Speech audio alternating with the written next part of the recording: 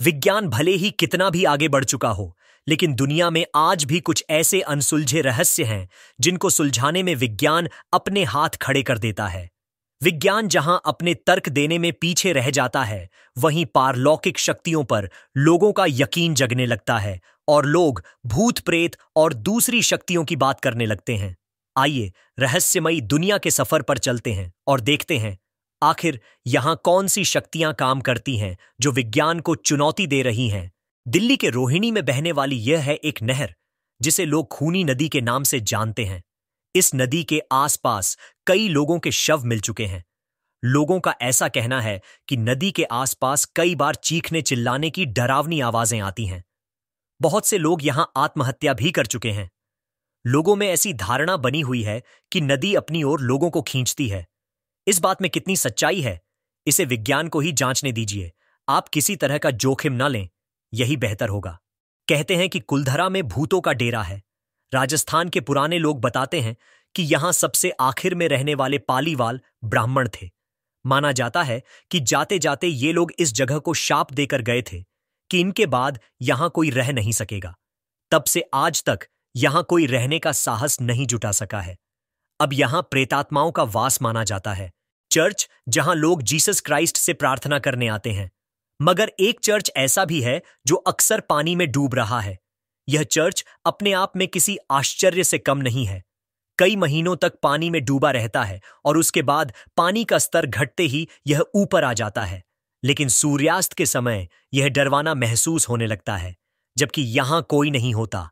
Church जहां लोग Jesus Christ से प्रार्थना करने आते हैं, मगर एक चर्च ऐसा भी है जो अक्सर पानी में डूब रहा है। यह चर्च अपने आप में किसी आश्चर्य से कम नहीं है। कई महीनों तक पानी में डूबा रहता है और उसके बाद पानी का स्तर घटते ही यह ऊपर आ जाता है। लेकिन सूर्यास्त के समय यह डरावना महसूस होने लगता है, जबकि यहां कोई नहीं होता। लोग मौज मस्ती करने के लिए बीच पर आते हैं और डूबते हुए सूरज की खूबसूरती को निहारते हैं।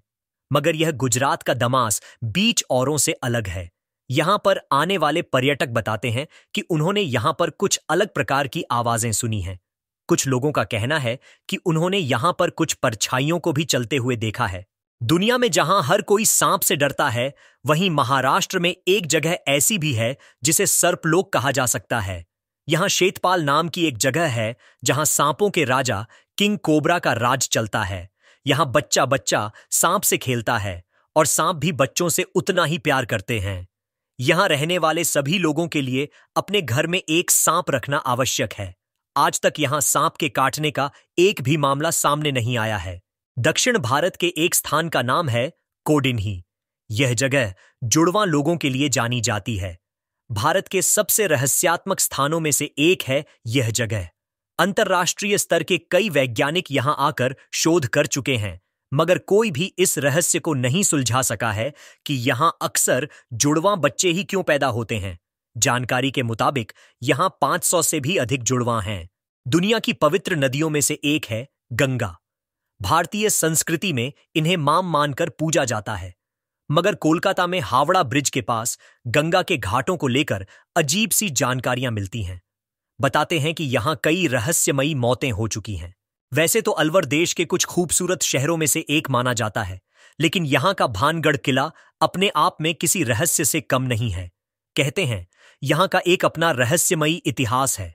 पर्यटकों को इस किले में शाम के 6 बजे के बाद आने की मनाही है।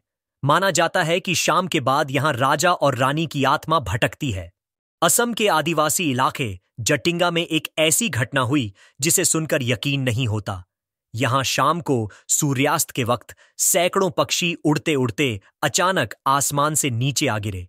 कुछ लोगों ने इसे पक्षियों द्वारा की गई सामूहिक आत्महत्या कहा, तो कुछ का मानना है कि पक्षियों ने आत्महत्या नहीं की बल्कि उनको मार गिराया गया। खैर, सच्चाई जो भी हो, लेकिन यहां आने वाले लोगों के लिए यह जगह उत्सुकता की विषय है। मान्यता है कि सूफी संत जमाली और कमाली को यहां दफन किया गया था।